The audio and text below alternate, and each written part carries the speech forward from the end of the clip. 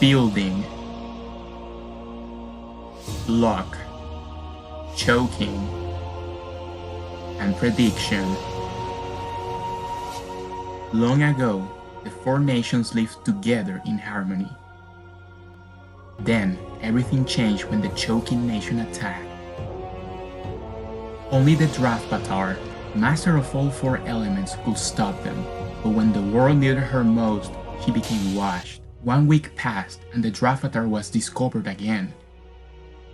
And although she's decent at the game, she still has a lot to learn.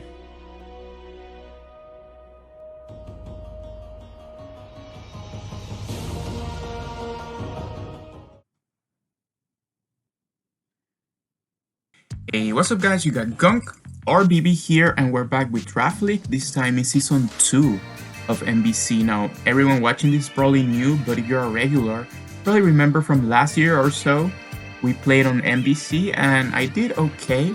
I actually did pretty good until I got to playoffs, and then I decided to just, forget how I play or something, but this time, I'm gonna try to redeem myself. I'm gonna try to prove that I'm not washed, and that's easier said than done. I am pretty fucking terrible at the game, but stay tuned. Maybe I'm washed, maybe I'm not. You know, just click the sub or the like or whatever, or you just stay tuned and see what happens. There's a lot of cool people playing, so by all means go check them out as well. Don't just watch mine. But I believe we have a draft analysis to get into, so yeah, this is long enough. Let's go ahead. I got second pick, which means I can secure some of the best Pokemon on the board. While I've used both Dragapult and Iron Valiant, I knew my pick had to be one of them. I ended up choosing, as it's been over a year since the last time I've drafted it. This is considered one of the best draftmons due to its versatility and offensive presence. Its great speed tier that can be further increased with booster energy can be too oppressive for some teams to handle. Honestly, there's very little I can say about Iron Valiant that you guys don't know yet. This Pokemon needs no introduction, and I am beyond excited to use it once again. Also, just look at it, it's so fucking cool. For my second pick, I had my eyes on a Pokemon that I've never used before. Don't ask me why, but in all these years of playing Draft, I've never used Garchomp before. The new generations buff Garchomp significantly by giving it Scale Shot, but it also has spikes now.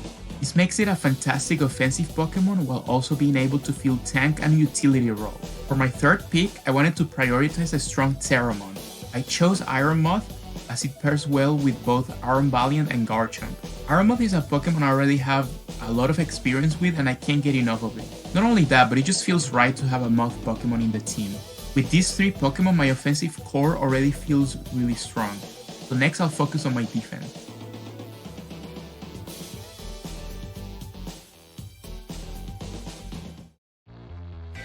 My next pick was Mandibuzz. Before Corviknight existed, Mandibuzz was my most drafted Pokemon. Yeah, I know how that sounds. Needless to say, this Pokemon has helped me glue teams together for years now. It gives me great bulk, amazing immunities removal, and tons of other utility options. I knew my next pick had to be a Steel type. I ended up going with Empoleon.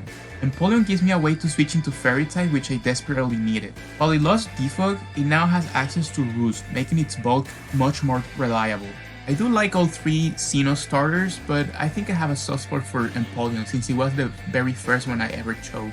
But I'm not done with birds, because after Mandibuzz and Empoleon, I figure I should draft another Hawk too. The Decidueye completes my Fire, Water, Grass core with reliable bulk and offense. It also gives me another removal option and momentum. Not to mention it has access to one of the strongest Ghost type moves in the game, Poltergeist. And yes, if you couldn't tell, this was also my starter. Something I needed at this point was a reliable tank. Something that can take hits but also pressure offensively. I chose Glastrier as my second Terra Captain. To me, it was very important to get a strong physical Terra Captain to pair with Aeromoth, making my draft a nightmare for my opponent to prep for. This is a Pokemon I've struggled against in the past, and if you can beat him, join him. I mean, seriously, this stupid horse is like broken in my eyes, so for once, I'm glad that I'm using it and I'm not going against it. For my next pick, I wanted a Wish Passer that can keep my Glastrier healthy.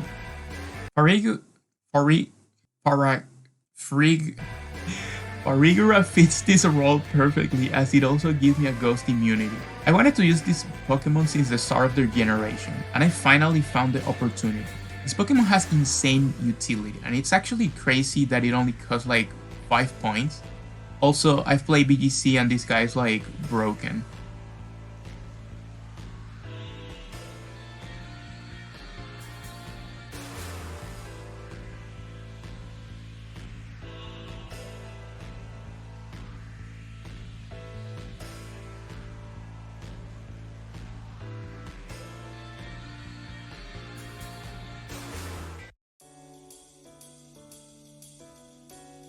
My speed tiers are looking a little weird, so I wanted an offensive mon that can fill the speed gap between Garchomp and Mandibuzz.